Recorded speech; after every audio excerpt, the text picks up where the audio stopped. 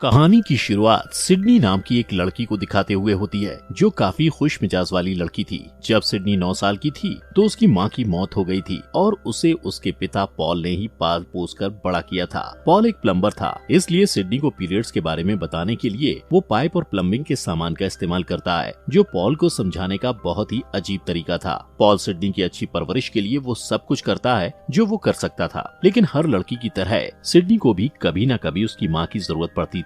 Sydney अपने पिता के साथ काम करने वाले साथियों के बीच पड़ी हुई थी, इसलिए वो उन सब के भी काफी करीब होती है। एक दिन उसे एक स्कॉलरशिप का लेटर मिलता है, जिसमें उसे SIU नाम के कॉलेज में पढ़ने का मौका दिया जाता है, और ये वही कॉलेज था जिसमें उसकी माँ ने भी पढ़ाई की थी। साथ ही उसे अपनी माँ के ग्रुप कप्पा में शामिल होने का भी ऑफर मिला था। इससे पॉल और उसके साथी काफी भावुक हो जाते हैं, क्योंकि सिडनी वहाँ से जाने वाली थी। जब सिडनी जा रही होती है तो वो रास्ते में एक बॉक्स खोलकर देखती है, जो उसकी माँ ने उसके लिए रखा था। उस बॉक्स में एक लेटर था, जिसमें उसकी माँ ने अपने कॉलेज के दिनों के अनुभव के बारे में लिखा था। उसमें सिडनी की माँ ने उसे सलाह देते हुए लिखा था कि उसे हर एक पल को जीना चाहिए, और जो भी उसके दोस्त बनेंगे वो जिंदगी भर उसके दोस्त बने रहेंगे। जब सिडनी कॉलेज पहुंचती है तो वो अपनी रूममेट डेमेट्रिया रोजमेट से मिलती है, जिसे डिंकी भी कहते हैं। डिंकी भी कप्पा के दल में शामिल होने वाली थी, इसलिए वो दोनों तुरंत दोस्त बन जाती हैं। इसके बाद स्टूडेंट काउंसिल की हेड रेचल विशबर्न को दिखाया जाता है, जो सब पर बहुत जुल्म करती है। रेचल उस यूनिवर्सिटी की वेबसाइट पर जाती है जहाँ कॉलेज के सबसे आकर्षक स्टूडेंट की लिस्ट होती है, और रेचल देखती है कि वो उन सब में टॉप पर है। रेचल टेलर नाम के एक लड़के को पसंद करती है, जो कि पॉपुलर लोगों की बिरादरी का हेड होता है। रेचल और टेलर के पिता कॉलेज के ट्रस्टी थे और कॉलेज के फंड में 80% रकम देते थे, इसलिए उन दोनों का कॉलेज में ज्यादा नाम था और कॉलेज का स्टाफ भी उन्हें ज्यादा मान देता था। यहाँ ये भी पता चलता है कि टेलर और रेचल एक साथ प्रोजेक्ट पर काम कर रहे थे, जिसका नाम विशबर्न प्रिंस ग्रीक लाइफ सेंटर है। वो दोनों अमीर स्टूडेंट्स के लिए एक बिल्डिंग बनाने का प्लान कर रहे थे, और इसके लिए वॉर्टेक्स नाम की एक पुरानी बिल्डिंग को गिराना चाहते थे। वॉर्टेक्स कॉलेज के कुछ स्टूडेंट्स का था जिन्हें बेवकूफ समझा जाता है, और इसलिए उन्हें डॉग कहा जाता है। इसके बाद सिडनी और डिंकी कैंपस में जा रहे होते हैं, जहाँ काफी भीड़ होती है। इस बीच टायलर के दोस्त नए स्टूडेंट को देख रहे होते हैं। टायलर का एक दोस्त एक स्टूडेंट को परेशान करने के लिए उसकी तरफ बॉल फेंकता है, लेकिन इससे पहले कि वो बॉल उस लड़के को लगती, सिडनी उसे पकड़ लेती है। टायलर ये देखता है और उससे काफी खुश हो जाता है, इसलिए वो उसके पास आ जाता है और सिडनी और डिंकी से मिलता है। वो दोनों को कॉलेज का मैदान और कैंपस दिखाता है, साथ ही वो वहाँ की लड़कियों के अलग अलग दल के बारे में भी बताता है। वो सबसे पहले गामा फी के बारे में बताता है, और इसके बाद फी बीटा ओमेगा के बारे में बताता है, जिसमें हर बिरादरी के लोग होते हैं। इस दौरान वो लोग कप्पा फी न्यू तक पहुंच जाते हैं। कप्पा ग्रुप की लीडर रेचल होती है, और जब वो टायलर और सिडनी को साथ में देखती है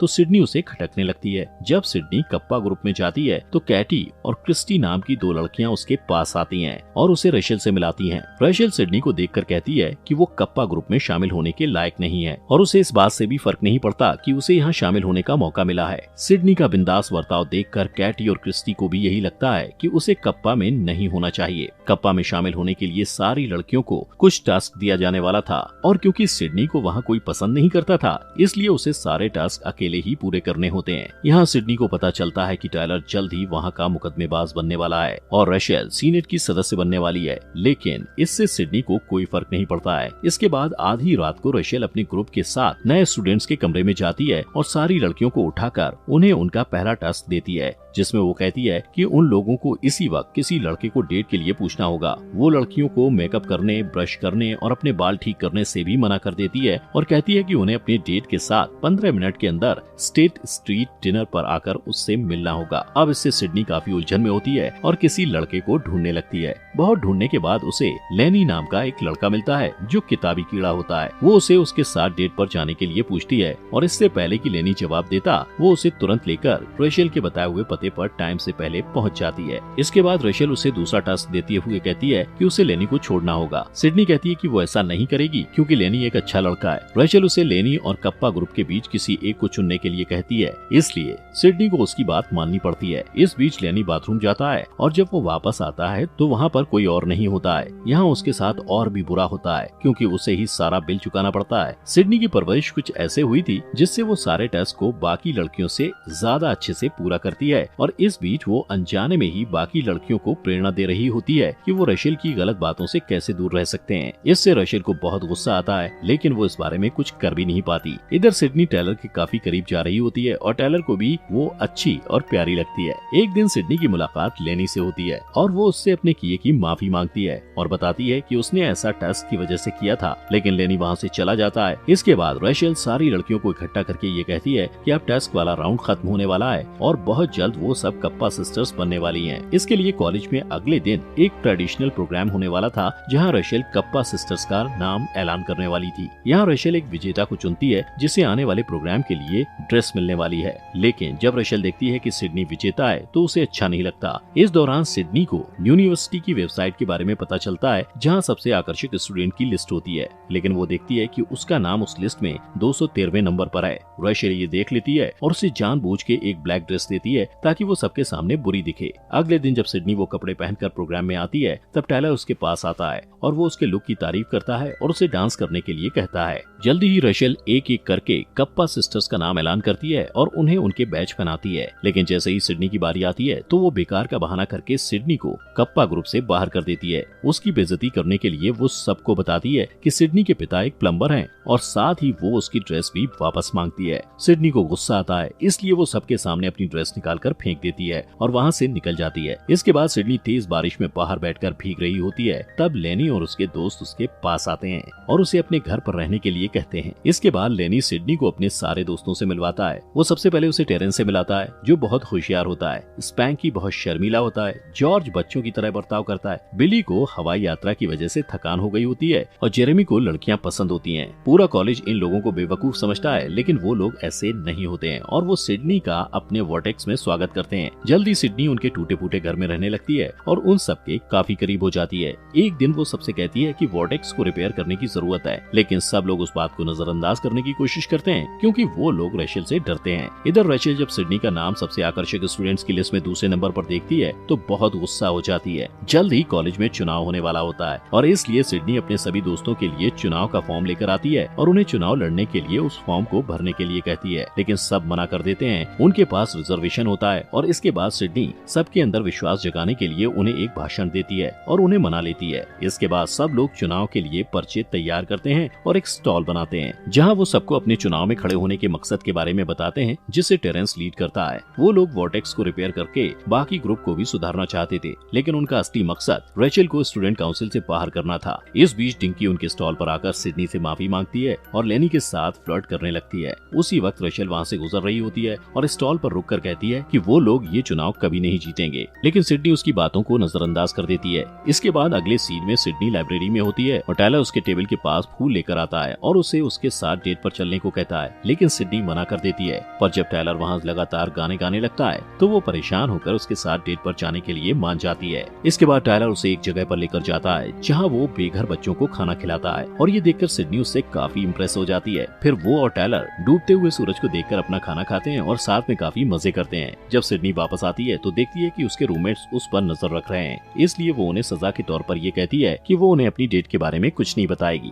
दूसरी तरफ रेचेल टायलर के कमरे में होती है और उससे बात करती है। वो कहती है कि सिडनी चुनाव में उन्हें हराने के लिए ये सब कर रही है, लेकिन टायलर उसकी बात नहीं सुनता और उसे वहाँ से चले जाने के लिए कहता है। इधर सिडनी और उसके दोस्त टीवी देख रहे होते हैं, जहाँ आने वाले चुनाव के लिए उनके ग्रुप के बारे में बताया जा रहा होता है। वो लोग चुनाव में freedom to the seventh power के नाम से खड़े हो रहे थे। सिडनी का ग्रुप बदलाव और समानता पर विश्वास करता था, लेकिन रेचेल के लिए सिर्फ पॉपुलैरिटी और लोगों का लुक मायने रखता था। इसलिए सिडनी को लोगों से ज्यादा सम्मान मिलता है और वो सबसे आकर्षक स्टूडेंट की लिस्ट में टॉप पर आ जाती है, जिससे रेचेल और भी ज्यादा गुस्सा हो जाती है और कहती है कि सिडनी को सबके सामने बदनाम करना होगा। इसके बाद टायलर वॉर्टेक्स में जाता है और सबको आने वाली पार्टी में शामिल होने के लिए कहता है। पहले तो सब घबराकर मना कर देते हैं क्योंकि वो लोग इससे पहले किसी पार्टी में नहीं गए थे, लेकिन टायलर जब उन्हें मनाता है तो वो लोग मान जाते हैं। पार्टी में सब लोग मजे कर रहे होते हैं, लेकिन तभी रेचेल वहाँ आ जाती है और लड़कों को कपड़े उतारने को कहती है और सारे लड़के नंगे खड़े होते हैं। रेचेल सिडनी को बताती है कि टेरेंस चुनाव नहीं लड़ सकता क्योंकि वो 6 साल पहले ही ग्रेजुएट हो चुका है और वो यहाँ इसलिए है ताकि वो यहाँ से और भी कुछ सीख सके। वो सिडनी को अपने और टायलर के उस प्रोजेक्ट के बारे में भी बताती है जिसमें वो लोग वॉर्टेक्स को गिराना चाहते हैं। ये सुनने के बाद सिडनी दुखी होकर वहाँ से चली जाती है और टायलर को कुछ कहने को मौका भी नहीं देती है। अब यहाँ उनके साथ और बुरा होता है जब पता चलता है कि सिटी बोर्ड ऑफ हेल्थ यानी शहर के हेल्थ डिपार्टमेंट ने वॉर्टेक्स को खाली करने का ऑर्डर दिया है।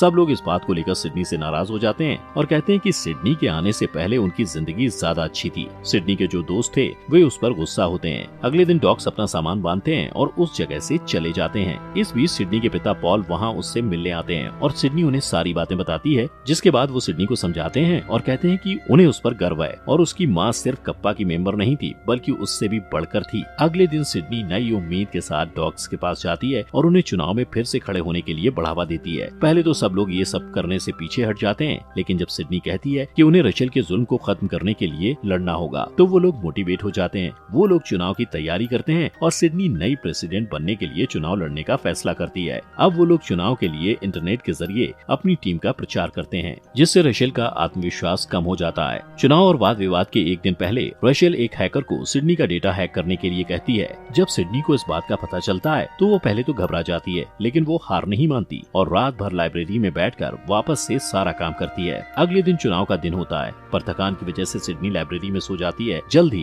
प्रेसिडेंट के लिए चुनाव शुरू हो जाता है, लेकिन डॉक्स को सिडनी कहीं नहीं मिलती। कुछ देर बाद टायलर उसे लाइब्रेरी में पाता है और उसे किस करके उठाता है। इससे सिडनी टाइम पर स्टेज में पहुंच जाती है और ये देखकर हैरान हो जाती है कि कितने सारे स्टूडेंट्स उसका सपोर्ट कर रहे हैं। वो डिबेट में अपना भाषण देती है, जिससे सब मोटिवेट होते हैं और एक एक करके अपने मन की बात कहते हैं कि उन्हें डॉक होने पर गर्व है। सिर्फ सिडनी के दोस्त ही नहीं बल्कि कप्पा सिस्टर्स भी उसका साथ देती हैं और रचेल को स्टूडेंट काउंसिल से बाहर करने के लिए वोट देती हैं। रचेल ने उनसे वादा किया था कि अगर वो लोग उसे वोट देंगे तो वो उन्हें महंगे कपड़े देगी, लेकिन इसके बावजूद वो लोग रचेल का साथ नहीं देते। सिडनी चुनाव जीत जाती है और उसका ग्रुप वोर्टेक्स को रिपेयर करता है। साथ ही वो लोग वहाँ के बदलाव से बहुत खुश होते हैं। पॉल और उसके साथी भी उनकी मदद करने के लिए आगे आते हैं। लेनी और डिंकी के साथ टायलर और सिडनी भी एक दूसरे को डेट करना शुरू कर देते हैं और जॉर्ज को एक खूबसूरत चीयर लीडर प्रपोज कर देती है। इस बीच टेरेंस वहाँ अपनी महंगी कार लेकर आता है और बताता है कि उसने अपना नया और आकर्षक आइडिया $10 मिलियन में बेच दिया है और ये जानकर सब लोग हैरान हो जाते हैं। सिडनी की माँ ने जैसा कहा था वैसा होता है और अब सिडनी के पास उसके दोस्त होते हैं जिनके साथ वो पूरी जिंदगी बिताती है।